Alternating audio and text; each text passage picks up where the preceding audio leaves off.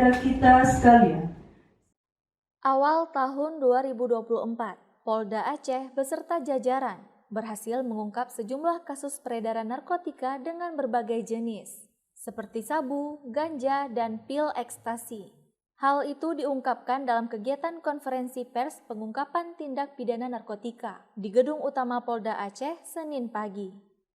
Kurun waktu 1 hingga 15 Januari 2024, kepolisian mengungkap 46 kasus narkotika, meliputi 7 kasus sabu dengan mengamankan barang bukti 32,1 kg, 38 kasus ganja dengan 80,5 kg barang bukti, dan 1 kasus ekstasi dengan barang bukti yang diamankan 5.000 butir ekstasi.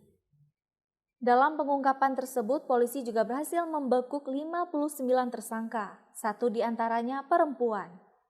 Dalam kesempatan itu, Wakapolda Aceh Brigjen Armia Fahmi juga menerangkan dalam pengungkapan tindak pidana narkotika, pihak kepolisian juga turut mengamankan 2 orang anggota polisi Polda Aceh, perwira berpangkat AKBP dengan inisial AP, dan 1 tersangka lainnya merupakan Bintara.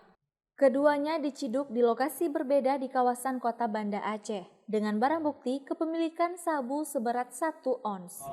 Dalam peredaran ini, jaringan ini yang diungkap oleh Polresta Banda Aceh, ada anggota Polda Aceh yang kita tangkap, ada 2 orang, ada 2 orang ya, ada 2 orang, 1 tertangkap AKBP dan inisial AB dan 1 lagi Bintara. Ini masih dalam pendalaman oleh penyidik Polresta Banda Aceh. Ditangkapnya kapan, Pak? Jadi motifnya belum apa kita. Maka itu saya sampaikan tadi bahwa kita tidak terputus di sini, kita akan terus dengan bersama ini. Ditangkap di Banda Aceh, barang bukti 1 ton sabu-sabu. Kita akan sikat, kita akan berantas, tidak pandang bulu. Kalau anggota terlibat, ancaman hukumannya PTDH. Polda Aceh berkomitmen dalam hal pemberantasan narkotika dengan segala bentuk tindak pidana dan siapapun yang terlibat dalam jaringan tersebut.